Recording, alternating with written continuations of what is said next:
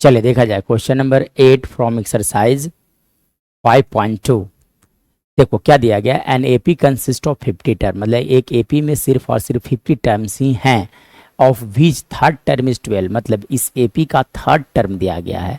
तब आप लिख सकते हो कि इस एपी के लिए थर्ड टर्म मतलब T3 का जो वैल्यू है दैट इज इक्वल टू दिया गया है आपका 12। So we can write T3 का वैल्यू हो जाएंगे 12। नाउ अब इसके बाद देखो तो T3 का वैल्यू 12 हो गया, एंड द लास्ट टर्म देखो इस एपी में कितने टर्म्स थे, 50 टर्म, यानी कि कहा जा सकता है कि इस एपी का 50th टर्म जो होगा दैट इज इक्वल टू 106।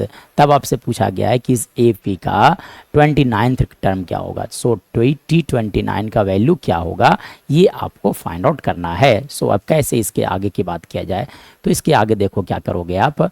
तो अगर मैं बात करूं तो देखो इस एपी का ना ए मालूम है ना डी मालूम है, दोनों इंपॉर्टेंट पैरामीटर हैं जो कि मालूम नहीं है। सो आपको है ना let a be the first term a and let a be the first term and d be the common difference. Let a be the first term, let a be the first term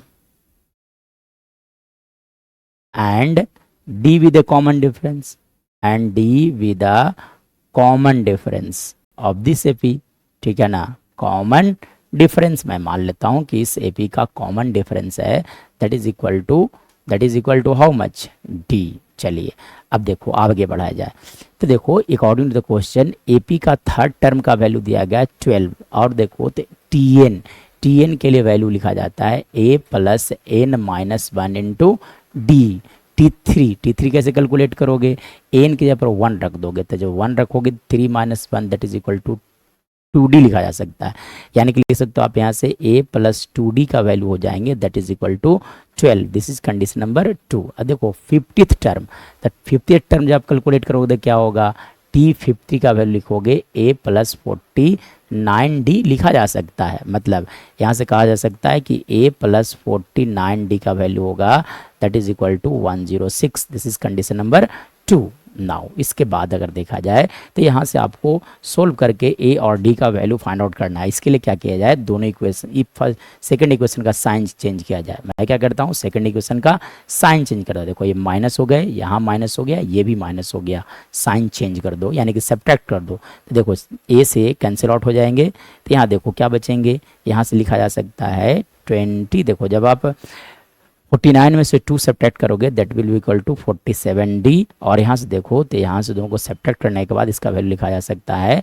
minus 94। So minus से minus cancel out किया जाए तो D का value लिखा जाएगा 94/47, मतलब ये दोनों कैंसिल आउट होने के बाद वैल्यू आ जाएगा 2, यानी कि कॉमन डिफरेंस इस AP का कॉमन डिफरेंस का वैल्यू आ गया 2। नाउ अगर फर्दर इसके बाद क्या कहानी देखा जाए तब आप क्या करोगे, लिखा जाए put d is equal to 2 in equation number कौन सा 1 या तो 2 में आप रख सकते हो। सो मैं d का वैल्यू 2 रख देता हूँ इक्वेशन नंबर 1 में। तो देखो a का वैल्यू एज इट इज रहने दिया जाए 2 इंटू डी, देखो यहाँ लिखा गया a प्लस 2D, तो a 2 इंटू डी मतलब 2 इजकल टू लिख सकते हो आप 12। सो यहाँ से लिखा जा सकता है a प्लस 4 इजकल टू 12। सो यहाँ से a का वैल्यू आ जाएंगे 12 माइनस 4, यानी कि first term of this AP is 8।